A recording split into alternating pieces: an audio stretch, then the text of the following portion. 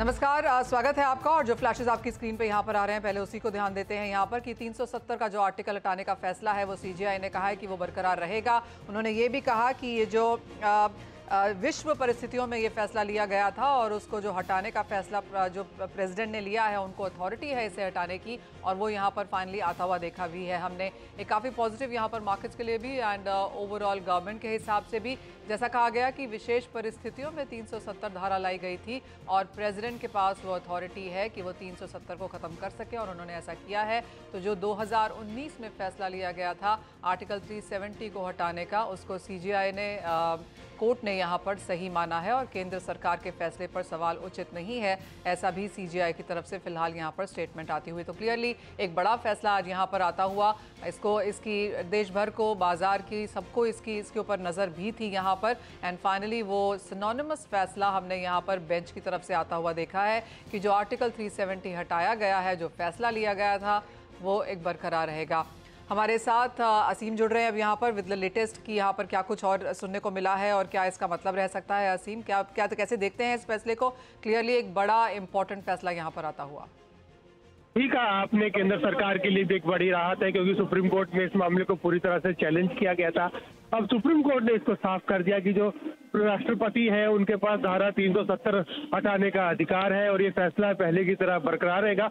और यही बता दूं कि जजमेंट पूरी तरह से यूनानिमस है, यानी कि 5 जजों की बेंच ने एक मत होकर के ये फैसला सरकार को दिया, सुप्रीम कोर्ट ने ये दिया है। तो अब सुप्रीम कोर्ट ने ये कहा कि जो धारा 370 लगाने का फैसला उस वक्त किया गया था, उस वक्त राज्य में वार की सिचुएशन थी, ये इंटरिम फैसला था उस वक्त, और इसको अब हटाया जा सकता है। यानी कि सुप्रीम कोर्ट की 5 जजों की बेंच ने इसको सर्वसम्मति के साथ धारा 370 के फैसले को हटाने को बरकरार रखा है।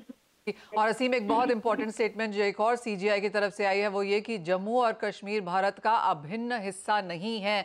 एक काफी क्लैरिटी के साथ एक काफी स्ट्रॉन्ग स्टेटमेंट वहां पर आती हुई। देखिए, काफी सारे इसमें पॉइंट रेज किए गए थे इसको लेकर के। सुप्रीम कोर्ट ने उन सबको सुना।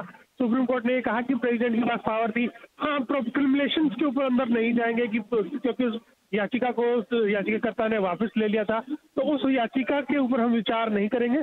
काफी सारे जजमेंट, काफी सारे ऑब्जर्वेशन सुप्रीम कोर्ट ने दिए। क्या क्या ऑब्जर्वेशन है, उनका क्या इम्पैक्ट होगा, वो देखना होगा। लेकिन ये फैसला सर्वसम्मति से सुप्रीम कोर्ट ने सुनाया है कि धारा 370 हटाने का फैसला सही था और उसको बरकरार रखा जाए।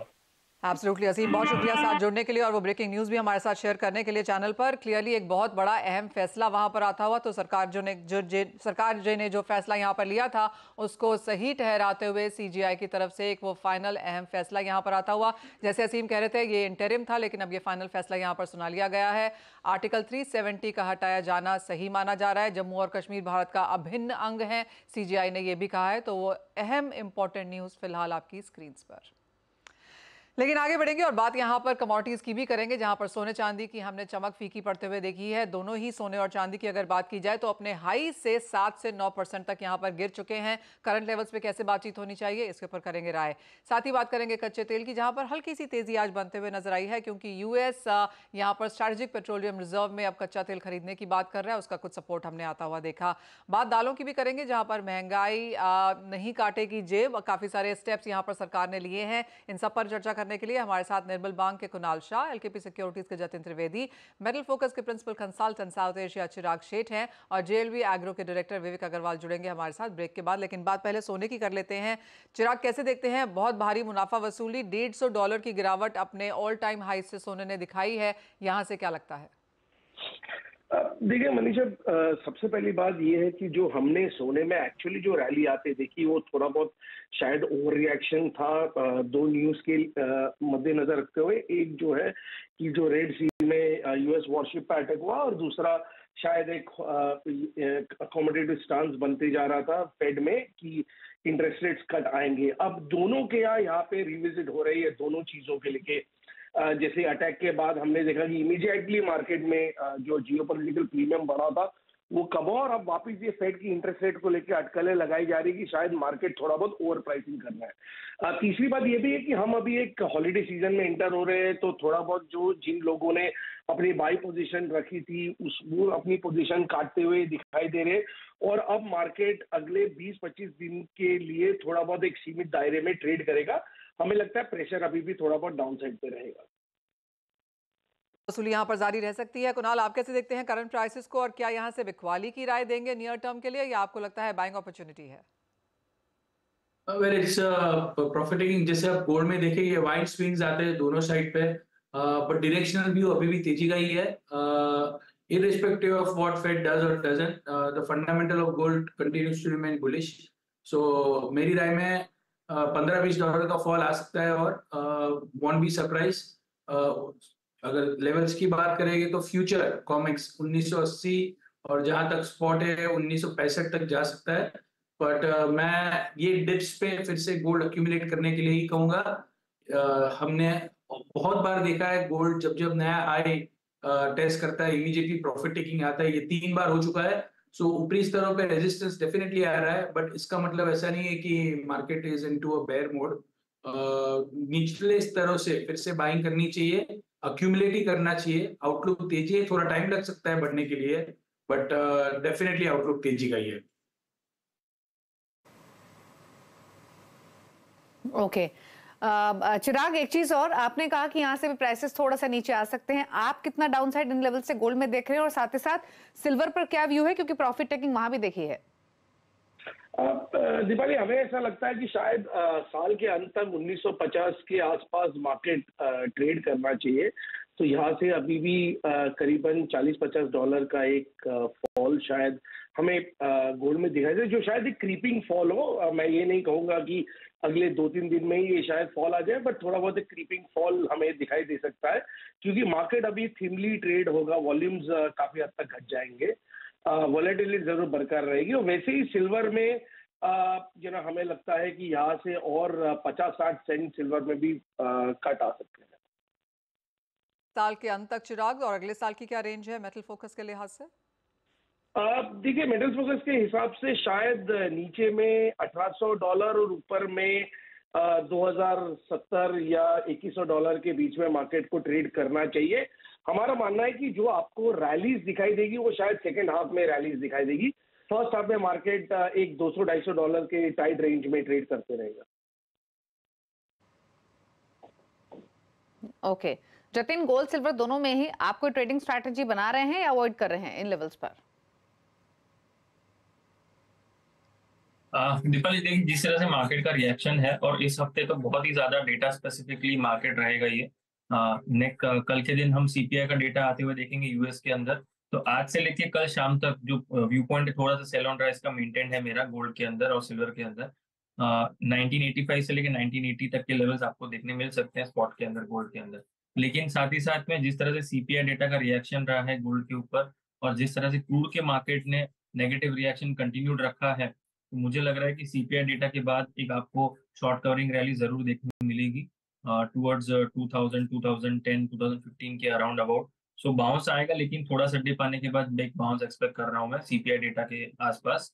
और सीपीआई डेटा के बाद तुरंत फोकस शिफ्ट हो जाएगा फेडरल रिजर्व की पॉलिसी की तरफ, जिसका रिएक्शन जो है हमें थर्सडे के दिन देखने मिलेगा। वेडनेसडे को रात को पॉलिसी रहेगी। तो जैसे मैंने बताया कि ये पूरा वीक जो है जैम पैक्ड है, डेटा स्पेसिफिक मार्केट ड्रिवन रहेगा ये वीक में। सो दोनों साइड की मूवमेंट जो है मुझे देखने में मिल रही है। पहला जो रिएक्शन जैसे मैंने बताया आज से लेकर कल के बीच में थोड़ा सा नेगेटिविटी जो है वो रह सकता है, लेकिन कल शाम से एक बाउंस एक्सपेक्ट कर रहा हूँ मैं गोल्ड और सिल्वर दोनों के अंदर। गोल्ड के अंदर मैं लेवल्स देख रहा हूँ 2015 से लेकर 2020 के आसपास एक रिएक्शन आपको जरूर देखने मिलना चाहिए। वहां से फिर फ्रेश कॉल लेना पड़ चाहिए कि वहां से और फर्दर रैली आएगी या नहीं। और सिल्वर के अंदर भी एक बाउंस जो मैं एक्सपेक्ट कर रहा हूँ अराउंड अबाउट 2090 से लेकर 2085 के बीच में से बाउंस एक्सपेक्ट कर रहा हूँ, हायर टुवर्ड्स 23, 25, 23, 30 कॉमेक्स के लेवल के हिसाब से। और एमसीएक्स के लेवल के हिसाब से मैं बात करूं तो लेवल स्पेसिफिकली मुझे लग रहा है 72,000 एक बेस सपोर्ट फॉर्मेशन रहना चाहिए, और हायर साइड में फिर से आपको 73,500 के आसपास के लेवल्स देखने मिलने चाहिए सीपीआई डेटा के दौरान या उसके बाद। जी दीपाली। ऑलराइट, तो यहाँ पर सोने चांदी में व्यू है प्रॉफिट टेकिंग या करेक्शन यहाँ पर और जारी रह सकती है। जो निवेशक हैं लॉन्ग टर्म में होल्ड करना चाहते हैं वो निचले स्तरों के लिए यहाँ पर रुकें तो उठापटक की एक्सपेक्टेशन आगे भी। चिराग, बहुत शुक्रिया साथ जोड़ने के लिए। सोने चांदी पर बात करने के लिए आगे बढ़ेंगे और बात यहाँ पर मेटल्स की करेंगे। कुणाल, यहाँ पर क्या व्यू है, क्योंकि पिछला हफ्ता बहुत बेहतरीन नहीं था, थोड़ी बहुत तेजी यहाँ पर कॉपर में है लेकिन बाकी मेटल्स में मुनाफा वसूली है। यहाँ से अब जिस तरह के ट्रेंड्स हैं, जिस तरह का US non farm payroll data आया है, मेटल्स में इस हफ्ते क्या करने की राय है? इस पे जो नॉन फार्म पेरोल्स का डेटा अगर आप चार्ट प्लॉट करते हैं, सो लास्ट 6 महीने में 280, 250, 250 ऐसा आता था। अभी एक्सपेक्टेड था 150 और आया 199। सो अभी भी यूएस में पेरोल्स जो पहले 350, 400 ऐसे आते थे या 250, सो इतनी यूएस पर थोड़ा एक्सपेक्टेशन से थोड़ा जॉब मार्केट ने अच्छा दिखाया तो डॉलर स्ट्रांग हो गया और सभी चीजों में प्रॉफिट टेकिंग आ गया। मेटल्स की बात करेंगे तो मेटल्स में ओवरऑल ध्यान तेजी का है, बाय डिप्स का व्यू है। चाइना से जितने भी डेटा आ रहा है सब खराब आ रहा है। चाइना से जो मेटल्स का डिमांड ग्रोथ है वो कम हो रहा है, but other parts of the world are making some of the demand loss from China, number 1। Number 2, all the negative news are already priced in. आज एल्यूमिनियम 194, 95, ऑल द मंदी, जितने भी मंदी के फैक्टर्स है वो ऑलरेडी भाव में है। तो यहाँ से कोई भी ट्रिगर आता है चाइनीज गवर्नमेंट या चाइनीज सेंट्रल बैंक से, we will see some short covering. So मैं अभी भी रिकमेंड करूंगा कॉपर 715-16 पे बाय कर सकते हैं, 730 तक जा सकता है। एल्यूमिनियम मौजूदा स्तरों पे बाय कर सकते हैं, 205, 208 तक जा सकता है धीरे धीरे। सो बाय डिप्स की रणनीति अपनाइए, मेटल्स बहुत ज्यादा मंदी नजर नहीं आ रही है।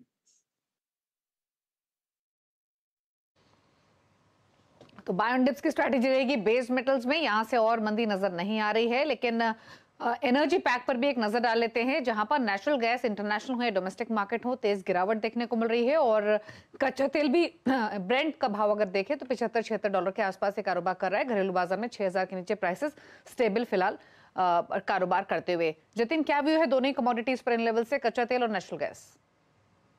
दीपाली, फर्स्ट हाफ में ये वीक के दौरान मैं एक बाउंस एक्सपेक्ट कर रहा हूँ। जो आपको क्रूड ऑयल जो है वो कच्चा तेल आपको अराउंड अबाउट 6200 के आसपास लेके जा सकता है, क्योंकि ये बाउंस जो है वो एक अच्छे खासे सेल ऑफ के बाद आ रहा है। तो यहाँ पे फिलहाल जो है वो कोई भी रेजिस्टेंस पॉइंट है नहीं और सेलर्स जो है वो यहाँ पे अट्रैक्टेड होंगे नहीं इस लेवल पे।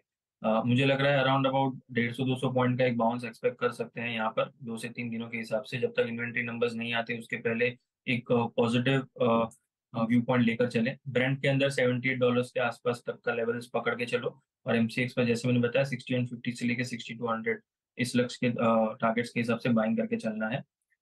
ओवरऑल जो आपको स्टॉप लॉस रखना है, जो बाइंग पोजीशन रहेगा उसका वो रखना है 5900 के नीचे का, और 5980 से लेके 5970 के आसपास आप बाय करके चल सकते हैं। हायर साइड में 6150 6150 के आसपास जो है वो अपनी प्रॉफिट्स बुकिंग भी कर लेनी है। ये कच्चे तेल का व्यू पॉइंट रहा। नेचुरल गैस में जैसे हम देख रहे हैं कि पिछले 1.5-2 महीने से अच्छी खासी सेल ऑफ जो है कंटिन्यूड है। 300 के लेवल के बाद एक अच्छी प्रॉफिट बुकिंग रैली और नेगेटिव ट्रैक्शन जो है बना हुआ है। सेल ऑन राइज का व्यू मेंटेन है नेचुरल गैस के अंदर।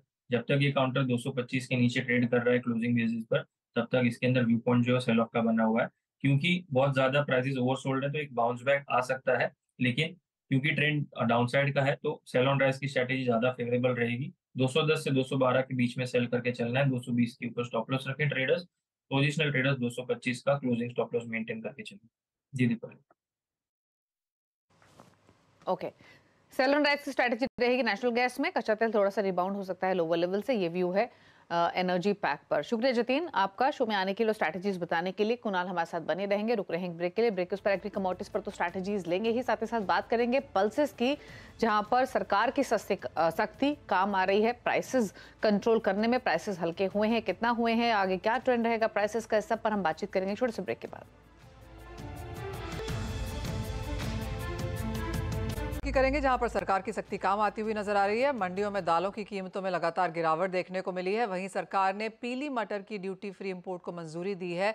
इस पर क्या आगे जाकर रह सकता है, इस पर बात करने के लिए हमारे साथ हैं जेएलवी एग्रो के डायरेक्टर विवेक अग्रवाल। लेकिन कुणाल, आपसे भी जानना चाहेंगे, सरकार के काफ़ी सारे स्टेप्स हमने थर्सडे फ्राइडे में यहाँ पर आते हुए देखे हैं, फिर चाहे वो गेहूं को लेकर है, दालें हैं, चीनी लगातार यहाँ पर हेडलाइंस में है, मौसम को लेकर आगे जाके चिंताएं ज़रूर हैं, मुनाफा वसूली हमने मसालों में उसके बावजूद लगातार यहाँ पर बनते हुए देखी है। तो ओवरऑल एज एग्रीकल्चर सेक्टर में अब यहाँ पर कहाँ देखते हैं आप कारोबार का मौका?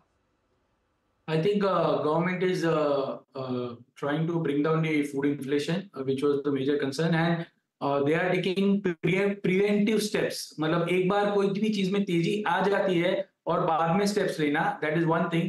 What government is doing is very different. They are वो आगे जाके food inflation नहीं बढ़ जाए इसके लिए सब measures ले रहे हैं. जैसे for example sugar की बात करेंगे या जैसे pulses में आपने rightly point out किया. So these all are preventive steps and these are good for our economy. Whatever they are doing is, some sections may not like it, but overall from the economic point of view, from the country point of view, whatever they are doing is good for economy.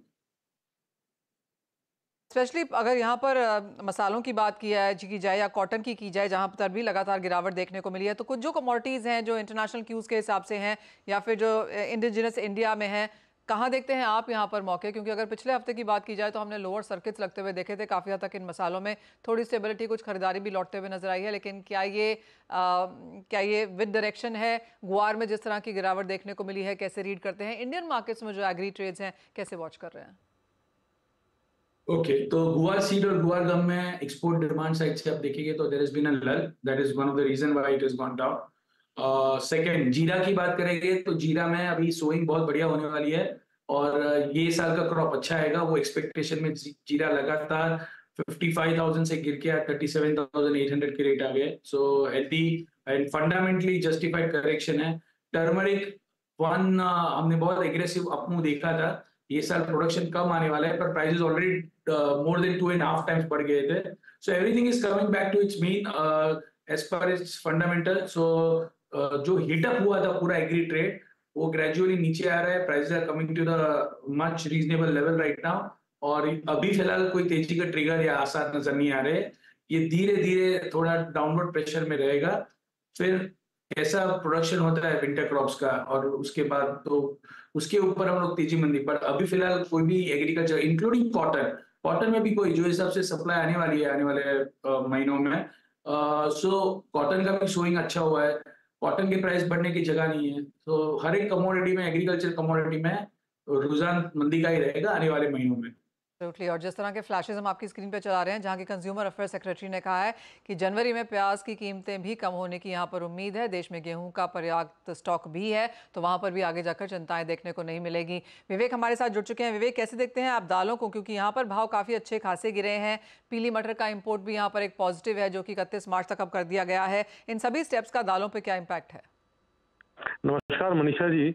और जो पीली दालों का import Bharat सरकार ने 31 मार्च तक allow किया है, उसका बहुत बड़ा इम्पैक्ट भारतीय मार्केट पे दालों पे स्पेशली पड़ा है. और जहां तक मेरी जानकारी है, बहुत बड़ी मात्रा पे ट्रेड ऑलरेडी हो रहे हैं, जिसके कारण प्राइजेस लगातार, जिसपे चना, तुअर, मसूर, इन सब पे इम्पैक्ट पड़ा है, क्योंकि एक बड़ी सप्लाई साइड हमको विदेश से मिलने लगेगी. पर उस पर एक मेरा छोटा सा कंसर्न था और ये बहुत लोगों ने सुझाव भी दिया था कि पीली मटर को इंपोर्ट को खोलना चाहिए ताकि प्राइस कंट्रोल पे रहेगी. भारत सरकार को नीनो का अंदेशा था और उसके तहत ये इंपोर्ट को खोला गया है. पर जो मेजर ड्रॉबैक हो सकता है, जिसपे मुझे लगता है सरकार को सोचना चाहिए कि येलो पीस अगर सस्ते भाव पे आई तो ये प्राइस, दालों के प्राइस को लगातार दबाव पे बना के रखेगी.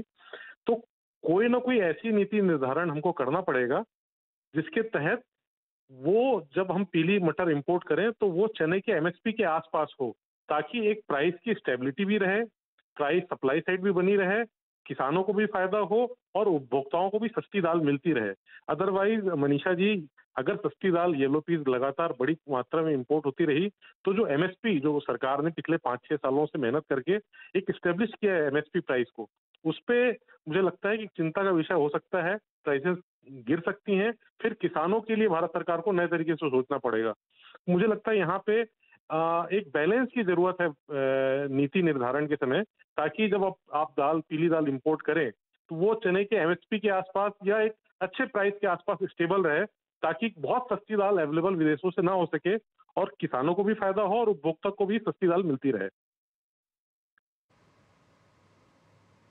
ओके अच्छा विवेक जी, अगर हम दालों के प्राइसेस की बात करें, मंडियों में तो प्राइसेस कम हुए हैं, लेकिन रिटेल में दाम कब तक कम होने की एक्सपेक्टेशंस है, पहली चीज। और दूसरा ये क्योंकि हायर प्राइसेस की वजह से हमने डिमांड इंपैक्ट होते हुए देखी थी, अब एक्सपेक्ट करें दालों की डिमांड थोड़ी सी इंप्रूव होते हुए दिखेगी यहाँ से अगर प्राइसेस कम होते हैं तो? निश्चित रूप से मोस्टली जो नवंबर, दिसंबर और जनवरी 3 महीना है, यहाँ पे हरी सब्जियों का बड़ा इजी सुगम उपलब्धता रहती है। तो ये आप हर साल इस समय दालों की थोड़ी खपत कम हो जाती है। जैसे ही जनवरी आती है थोड़ी दालों की खपत बढ़ती है, और जैसा आपने कहा कि दालों की प्राइस कम हुई है, तो निश्चित रूप से जो बेसिक जो अपने अंतिम उपभोक्ता है उस पर शिफ्ट करेंगे, दालों की खपत भी बढ़ेगी। और जो रिटेल प्राइस एक बार जब बढ़ती है तो उसको कम होने में काफी टाइम लगता है। जो रिटेलर है वो अपना प्रॉफिट बुक करके बेचता है, और जब वो नई भाव पे जब सस्ती दाल खरीदता है तब वो प्राइसों को कम करता है। तो आप इमीडिएटली उसका इम्पैक्ट तो नहीं देखेंगे, लेकिन हाँ 15 दिन, 20 दिन, 25 दिन पे आपको रिटेल पे भी प्राइस कम होती दिख जाएंगी। ओके तो 15 से 20 दिन बाद रिटेल में भाव कम होते हुए दिखाई देंगे, लेकिन डेफिनेटली यहाँ से आगे जाते हुए डिमांड भी इंप्रूव होते हुए दिखेगी। शुक्रिया आपका विवेक जी आने के लिए और हर पर्सपेक्टिव से अपने व्यूज इस खबर पर रखने के लिए। कुणाल आपका भी शुक्रिया शो में आने के लिए और अपने व्यूज देने के लिए इन सभी डेवलपमेंट्स पर, क्योंकि सरकार की कोशिश चौतरफा यही हो रही है कि महंगाई को काबू में रखा जाए, स्पेशली जो फूड कमोडिटीज के प्राइसेस है उनको सरकार कीनली वॉच कर रही है। रुकना इसी के साथ एक ब्रेक के लिए मुझे मनीषा जी को दीजिए इजाजत। ब्रेक के उस पर आप देख सकते हैं वादा मार्केट का पूरा एक्शन फ्यूचर एक्सप्रेस में। नमस्कार।